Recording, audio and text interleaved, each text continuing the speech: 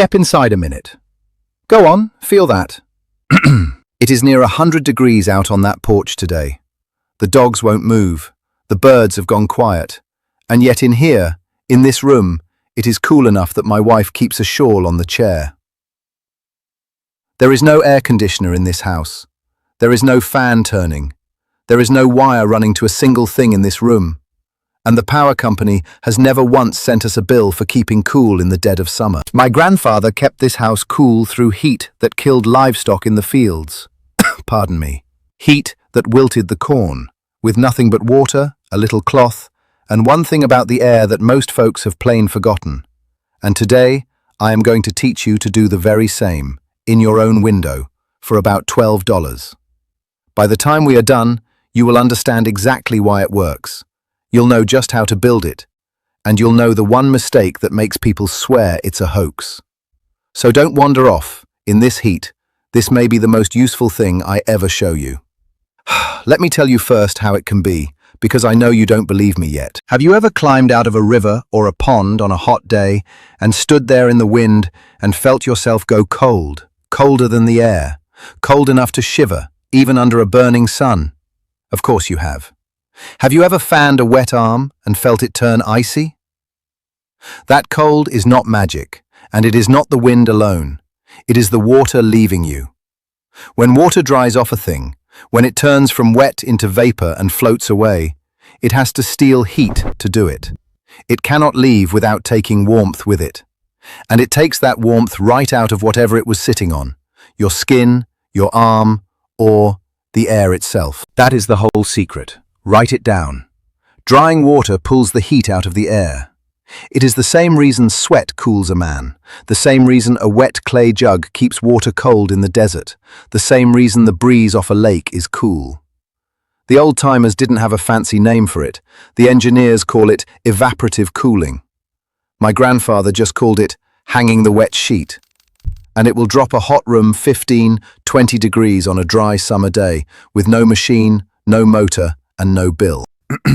Now, how cold can it get? Let me give you real numbers because they'll surprise you. On a dry summer day, say 95 degrees outside, the air good and thirsty, a proper wet pad will send air into your house down around 75, 78 degrees. That is near 20 degrees of cool out of a bucket of water. And here's the wonder of it. The hotter and drier the day, the bigger the drop, because thirsty air drinks the water off that pad faster, and every bit that leaves carries more heat away. The engineers have a fancy measure for it they call the wet bulb, but you don't need the word. Just know this, the scorching dry afternoon, the one that beats a man down, is exactly when this thing works its hardest, right when you need it most. Ha ha. A machine that gets stronger the hotter it gets, and runs on a gallon of water and a breeze. There is not a box in the store that can say that. Now, how did they do it? Let me show you the old ways first, and then we'll build the good one together. The simplest, the one my grandmother did on the worst nights, was to hang a wet sheet. You take a bed sheet, you wet it through with cold well water, you wring it so it's not dripping on the floor, and you hang it right across an open window or a doorway, wherever a little breeze wants to pass. The breeze comes through the wet sheet, the water dries off into it, and the air that comes out the other side is cooler than the air that went in, cooler and moving. On a hot, dry night, you can stand on the far side of that sheet and feel the coolness roll off it like it came out of a cellar. She'd wet it again when it dried, and it carried the whole family through July. And if you doubt a single word I'm telling you, prove it to yourself before you build a thing.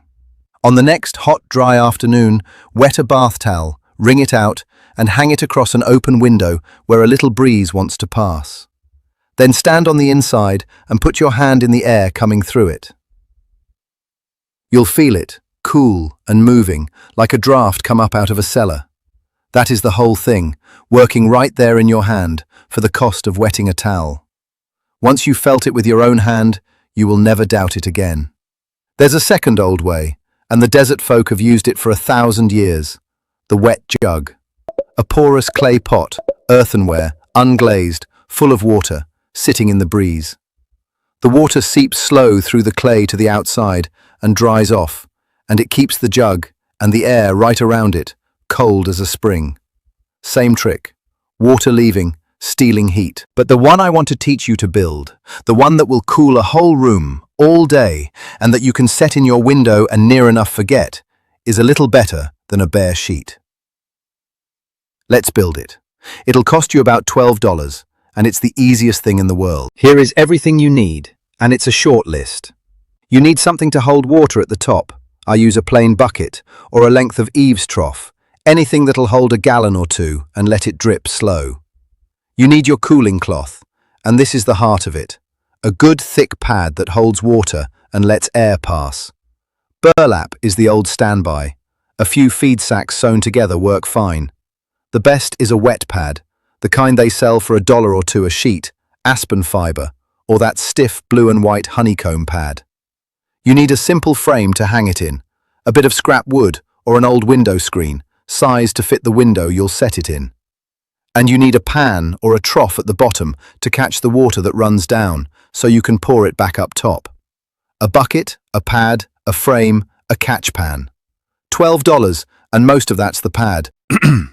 Now, before you run to the store, I've written the whole thing down. Every piece, the measurements, and the 2 spots folks get wrong, in a little guide I left for you down in the comments. Guía número 1. Casual, durante materiales. It's free, grab it and follow along. Here's how it goes together, and it's so simple a child can do it.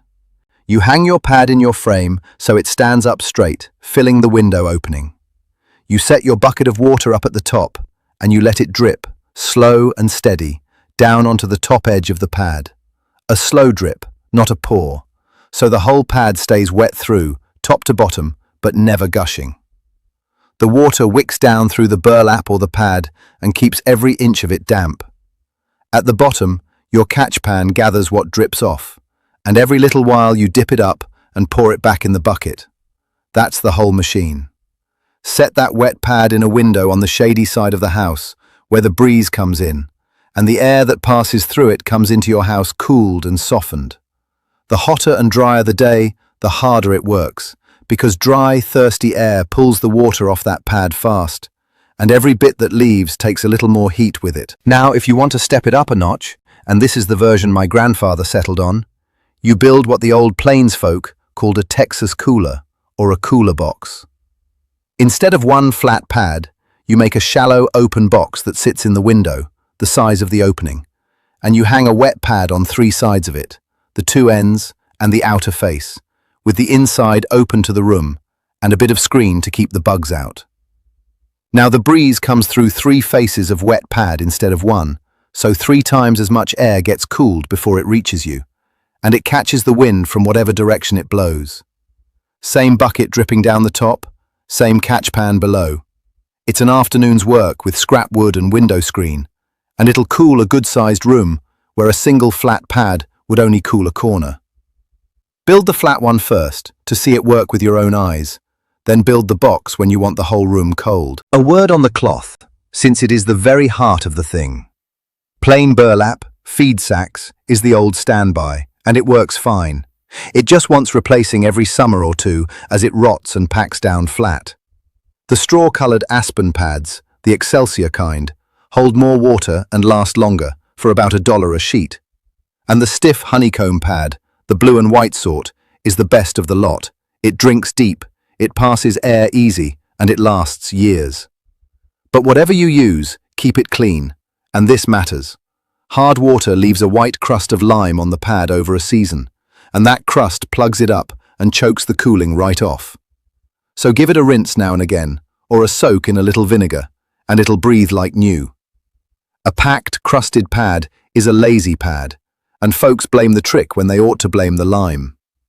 Now let me tell you where to put it, because this is where the whole thing lives or dies, and it's the part folks skip. First, it must be on the shaded side of the house, the north side, or the east side in the afternoon, anywhere the sun is not beating directly on it.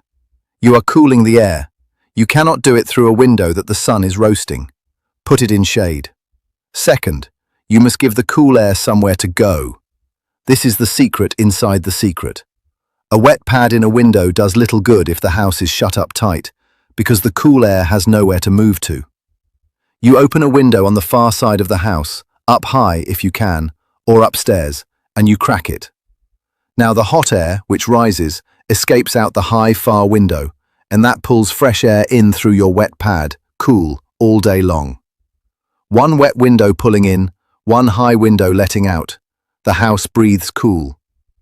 My grandfather set his cooler in the low north window of the parlour and cracked the attic gable at the top of the stairs, and the whole house drew a cool draught from morning to night. And if there's one room to cool above all the others, it is the room you sleep in. Heat steals more from a body at night than folks reckon. A hot bedroom robs your rest and wears you down for the next day's labour. So even if you build but one, set it in the bedroom window on the shady side and run it through the evening, so the room is cool and the very sheets are cool by the time you lie down. A cool room for sleeping is worth more than a cool room for sitting. A rested man can stand the next day's heat, a sleepless one cannot. There's a sizing rule in that same guide down in the comments. How big a pad for how big a room, and how much water it'll drink in a day, so you get it right the first time. Guía número 2. Casual, durante ubicación dimensionado. It'll save you the guessing. There is one more old trick that goes hand in hand with this, and together the two are near unbeatable, and it costs nothing at all. It's what the Pennsylvania Dutch always did. You have to understand that the heat lives in the walls and the floors of a house. Thick old walls soak up the day's heat and hold it like a stone holds the sun. And that's what keeps a house hot long after dark. So you work with the night. When the sun goes down and the outside air turns cool, you throw every window and door wide open, and you let that cool night air pour clean through the house, your wet pad pulling it in cooler still, and it carries the day's heat up out of the walls and the floors while you sleep. Then, and here is the part folks get exactly backwards, at first light, before the day heats up, you shut the house up tight, windows down, curtains drawn against the coming sun. You trap the cool of the night inside those thick walls, and they hand it back to you slow, all through the roasting afternoon. Open wide at night to flush the heat out, shut tight by day to hold the cool in. Do that alongside your wet window, and a stone or heavy timber house will sit cool through an afternoon that's blistering the porch boards. My grandfather's parlour, north wall near 2 foot of stone, would hold 72 degrees at 3 in the afternoon in a 98-degree heat, on nothing but night air and a dripping sheet. Now I have to tell you the one honest limit of this, because I won't sell you a thing that won't work where you are. Evaporative cooling, the wet sheet, the pad, all of it, works like a wonder in dry heat. Out west, in the plains, in any place the summer air is hot and thirsty, it will drop a room 15-20 degrees and feel like a blessing. But in wet, muggy coastal heat, where the air is already full of water and sticky, it works far less, because the air is too full to drink much more. So if your summers are dry, this is the finest cheap cooling there is. If your summers are swamp wet, it'll help at night when it cools and dries a little, but don't expect a miracle at noon. That's the truth, and the fellow selling the fancy version won't tell you. And here's how to know which kind of summer you've got, with no gauge at all. On a hot afternoon, wet your finger and hold it up in the shade. If it goes cool quick, your air is dry and thirsty, and this cooler will be a marvel for you. If your wet finger just stays warm and clammy, your air is already full of water, and you'll want to lean harder on the night flushing than on the pad. But take heart. Most of this country, most of a summer afternoon, is dry enough for the wet pad to earn its keep. Now, if you want to push it harder, and here's where a body can cheat a little, you set a small fan behind the wet pad to pull more air through it, even a little one. The Amish way is the breeze, and the breeze is free. But if you've got a lick of power, or a small solar fan, a fan behind that pad turns a gentle cool into a real cold draft that'll chill a whole room fast. My cousin runs a little fan off one small solar panel behind his and pays not 1 cent to the power company, and his kitchen is the coldest room in the county come August. The pad does the cooling, the fan just moves more air across it. You don't need it, but it's there if you want it. And a word on the water, since folks fret about the fetching and carrying. A pad this size drinks maybe a bucket or two across a whole hot day, not much. And it's the same water going round and round, dripping down and poured back up top. So you lose only what flies off into the air as cool. If you don't care to tend it by hand, there's an easy fix the old-timers used. Set a bigger barrel up high and run a slow drip off a little float valve, the same kind that's in a stock tank, so it feeds itself and keeps the pad wet all day with no hand at all. Better yet, a rain barrel up on the roof and a length of tubing down to the pad, and the thing waters itself right off the sky, for free. And whatever water drips through and doesn't fly off runs down to your catch pan, and from there straight back out to the garden. Nothing is wasted. Not one drop, not one penny. Let me give you the mistakes now, because there are only a few, and everyone is easy. The first, and this is the big one, a dry pad does nothing. The moment that pad dries out, the cooling stops dead, and folks poke it and say, "This is a hoax." It is not a hoax. Your pad went dry. Keep it wet, top to bottom, all the time. That slow, steady drip is what matters. If you'll be gone all day, use a bigger bucket up top so it feeds itself, or rig a slow float valve. The second, no way out for the air. I said it before, and I'll say it twice. If the house is shut up tight, you get nothing. Open a high window on the far side. Let the house breathe. In, cool, out, hot, all day. The third, the sun. A cooler in a sunny window fights a losing war. Shade, always. And the fourth, using it in wet weather and blaming the cooler. On a muggy day, ease off. It's the air that's beat, not your machine. Run it at night when the air dries, and it'll cool the house down for sleeping. Keep the pad wet. Give the air a way out. Sit it in the shade and mind the dry days. Do those four, and a $12 window pad will keep you cooler than the neighbor with his roaring machine and his $100 light bill. Let me put a number on that so you feel it. A window air conditioner eats power all summer long. $30, $40, $50 a month added to the light bill in the hot months, year after year. And in 5 or 6 years, the thing quits and you buy another. Run the arithmetic over 10 summers, and you've handed the power company and the appliance store the better part of $1,000, just to be cool. My cooler cost $12 once. The pad wants replacing maybe every second summer for $1 or $2, and it drinks water I catch off the roof. Cool for pennies a season, from a thing your great-grandmother would recognize on sight. The machine keeps a man on a bill for life. The wet sheet sets him free of it. That is the whole difference between the new way and the old. Folks always ask me, Claudio, can this cool a whole house or just one room? And the answer is the old answer. You don't need one big machine, you set a few small ones. A wet pad in the north window of every room you use, or 2 big ones in the main rooms, and the whole house draws cool. My grandfather ran 3 of them in the worst of summer, and it cost him nothing but the water and the minute it took to pour it back up. There's no motor to burn out, no gas to buy, no bill that grows. Just water, cloth, and a breeze that was blowing anyway. And here's a small kindness for the very worst afternoons. Free, and it works the instant you do it. Cool the body, not just the room. A wet kerchief tied round the back of the neck. The wrists run a minute under cold well water. The bare feet set in a pan of cool water while you sit and shell your peas. The blood runs close to the skin in those spots, the neck, the wrists, the feet, and the very same drying water trick pulls the heat right out of you through them. The old folks knew it well. A wet cloth on the neck has carried many a man through a hayfield at high noon, and it'll carry you through a hot kitchen just the same. And I'll tell you a thing I've never forgotten. The summer I was a boy, the terrible summer, when the heat came up so hard that 2 old men in town died in their shut-up houses, waiting on a fan that never came. My grandmother hung wet sheets in every window of this house and dripped her pads, and the neighbors' children came and slept on our floor where it was cool. A house with no wire and no bill kept 6 little ones safe through a killing heat. That is the kind of thing the old ways can still do, if we don't let them be forgotten. Now, this is no invention of mine, and no fad off the internet. The people of Persia cooled their homes this way 3,000 years ago. They built tall towers, wind catchers, that pulled the hot wind down over water and sent it cool through the rooms below. and ran cold water under their floors from the mountains.